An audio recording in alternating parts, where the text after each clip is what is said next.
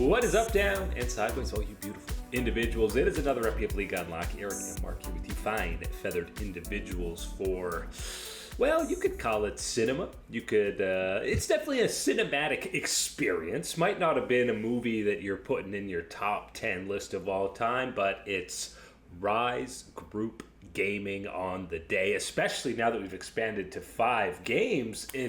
You're basically guaranteed at least one play or game that it's exciting. It's maybe the most exciting League of Legends in the LCK, but it is far on the wrong side of the spectrum in terms of cleanest. That's for sure. Not everything is going to be Citizen Kane, Dune, a big cinematic, marvelous masterpiece out there. Sometimes you got to go for the popcorn flicks. You go for the B-tier movie. Fast and the Furious 13, you know. Gives you the action, gives you the comedy, gives you the romance you want to see, the stories. This is what we're talking about. This type of matchup today is one of those type of ones. Because, yes, no mistaking it, you were glued to your seat, checking out all the throws, everything going back and forth, the full distance of this series. But also no mistaking that this was not the most perfect manufactured type of execution, I think, on the day is certainly a way to wrap up this series. And the climax of this particular film, of course, comes in that 4th game where you see Dplus. They get a Baron. They're up 10k. I watched as they get the Baron buff. It's a 10k gold lead. BNK proceeds to catch out Barrel on the Rel. Barrel thoughts, you go, well, that's fine. You got the Baron. It's a 10k lead. Hold up. All of a sudden, Fearx just runs it down mid, and Dplus decides to throw 3 more members into that chainsaw, and all of a sudden, a 10k gold lead's evaporated, and Fearx is closing out the game, if not for number 1 Barrel respawning, and more importantly, yet another, which we've already seen this year, Siwoo heroic base defense, this time on the Gwen. I think it's important to recognize this one because there's absolutely going to be some heat coming his way when we talk about Game 5. That's no question. But he delivers here. And yes, it is once again for the Dplus boys finding a way to stave off the base destruction at this point, to stave off what would have been an absolutely colossal throw at that point.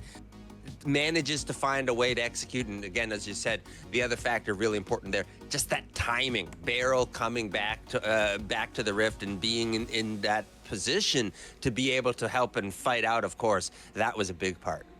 And I mean, I don't know what you would think of momentum after something like that, as Siwoo is basically 3-4 seconds away from not even being able to close out the game on the other side, but TP's in, gets it done, and all of a sudden we got Silver Scrapes in a way more dramatic fashion than you probably would have expected. And as we're happy to see, Game 5, we get a banger in terms of pick ban across the board. Zed jungle for Lucid. Obviously, the Mel in the mid lane for Showmaker is kind of the showstopper in this one. And then the Jhin for aiming. But yes, the Camille and Siwoo, as you alluded to. You know, he got camped a little. He got dove, but he was down 40 CS early and irrelevant for most of this game. I think it's an important distinction to make that part of that has to go to the individual performance. That's certainly going to hang with him and be on him and onus on him type of situation. Part of that is absolutely just within the composition that is fielded and how it is able to be attacked and preyed upon by the side of BNK Fearx here, because just what are you supposed to do in this composition? We love seeing Mel, like seeing Zed jungle. I'd love Jhin in the bottom lane, and an aggressive pick like Camille on the top side. Hell yeah. Maybe not all at the exact same time in the same game, in the same series in a Game 5. That's not exactly the way that I think anybody, no matter how much you like any one of these individual champions, would choose to dial it up. But that was the choice. That was the gamble taken here by Dplus Kia, and absolutely called out, fluffed out here by the side of BNK Fearx, and specifically your boy El Diable down in the bottom lane on the Ezreal, ripping out those Mystic shots.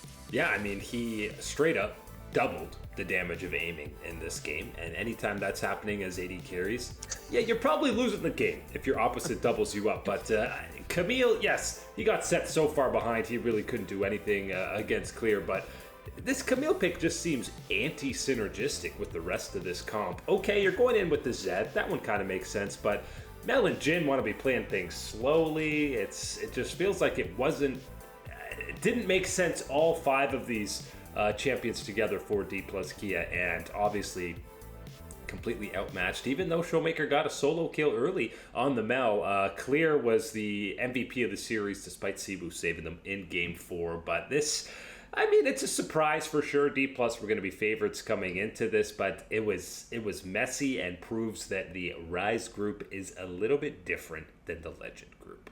Who knew? It's a shock, and it's disappointing, I think, to a lot of people to see that it comes through like this for Dplus, but it's not necessarily the biggest shock to see a squad like FearX able to step up on the day and be able to deliver these performances. As we laid out, I think Diable is certainly going to be one of the ones that people are going to be talking about out of this series, and his role and his performance on top of picking up Rookie of the Year award as well in the LCK. Give him that little shout out. So good. This is one of those ones where, again, you're going to have that disappointment for Dplus and still have to find a way to pick yourself back up and reapproach this challenge. But you're stepping away feeling a little bit stronger about a squad like FearX, and especially the young talent in someone like El Diable and what he's been able to cook up in that bottom lane. Yeah, so now BNK move on to face Nongshim in the qualification match. Winner of that goes to the main event of LCK playoffs, and Dplus are now no extra lives, do or die against the Bros, which would be poetic in the worst way possible if they somehow drop that series.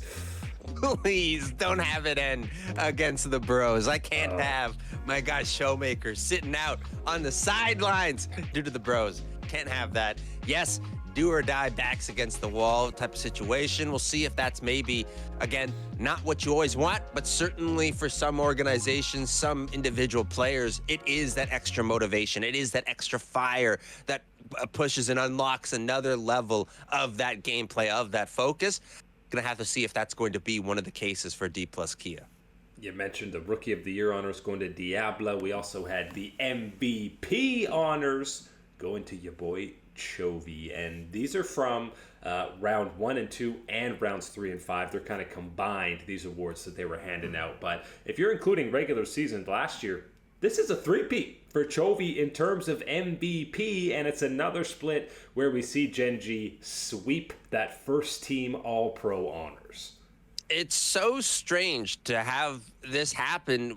Not that it's strange that Chovy actually is winning them. That's, of course, extremely normal given the performances and the stats that we have seen him put up. But, I mean, it's just so crazy to feel like we are in this situation where we've gone through, again, the back-to-back-to-back-to-back type of victories for Gen G in the LCK. And, again, led by Chovy as that superstar player for the organization, and being that one that is still, again, I don't want to say in Faker's shadow, which is almost so largely cast over everybody else in League of Legends, never mind playing within the LCK in that same position.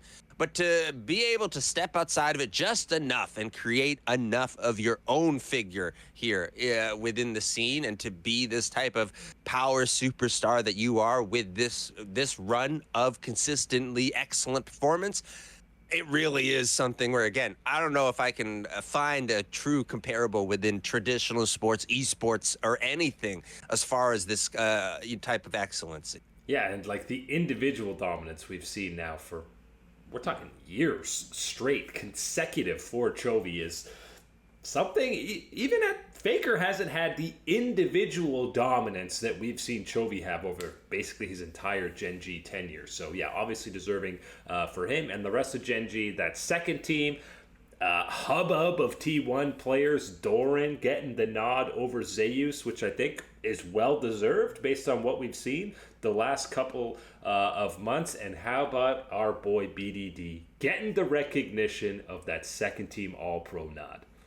Oh, that feels so good. And I love that, actually, the storyline that you throw in, the extra little wrinkle of this second team, that yes, it's not just getting their recognition, getting some flowers over to our guy BDD, and how heavy a weight he has been pushing up this hill for KT this year, and seeing the recognition of his performance. We like to see that, and of course, very well deserved. But I think the extra angle of Doran being there, being over Zeus, is another one of those ones where you told T1 that at the beginning of the year, you're taking it, man. That's absolutely what you were dreaming to, rise out of this situation that was so messy and so disappointing for the T1 fan base. To have Doran's performance be this shining star, be above what Zeus was able to contribute for Hanwha Life this year, I think that's absolutely going to be enough of a victory for T1, where they can stomach having this respect and this, adoration, little bit of praise for BDD type of moment,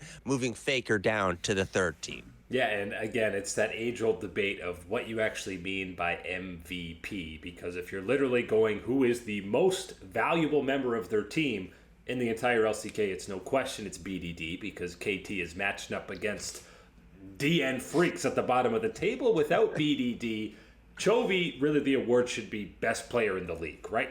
Those are the differences, and the MVP goes to the best player on the best team right now. But in terms of value to their team, BDD is higher than Chovy. And I know you can make that type of conversation, that type of argument in a lot of other years, right? You can find a way, find two players that fit this type of billing and situation. I don't know if it's ever been as clear-cut as it is right here with this instance, as you said, because it's no question that the heavy lifting, the unbelievable performance, the difference between you and everybody else on your team is BDD being that most valuable guy and what he can contribute, compared to, say, Chovy, as you mentioned, the most excellent, most outstanding player that I think we have had in the LCK this year. Only other thing to note for all the rest of these teams is you like Viper over Guma on that second team. I feel like the last couple of weeks, maybe a couple months, might have swayed me to put Guma number 2. Yeah, I think that's certainly going to be the one that I'm a little bit shaken by at this point, is going Viper over Guma at that one. Because, yes, I think over the last month or so, as you're right, what we have seen, and more so, not necessarily so much of it overwhelming, maybe a 40-60 split where it is about what Guma has done, and the 60% is what Viper hasn't done, is be that impactful player and play to the level that we know and think that he is capable of delivering, and frankly, right now, needs to deliver for a squad like Hanwha Life to stay at the elite power tier. Tell you what, though, any one of these teams, probably world's contenders, and one of them is, of course, just straight up a team themselves in Gen G. So we'll see if the first team All-Pro curse haunts them as they roll into these LCK playoffs. But we got to wrap up the play-in round before we get there. But that is it today for League Unlock. Eric and Mark here with you, absolute beauties. Thanks so much for hanging out, as always. We'll catch you on that flippity flip.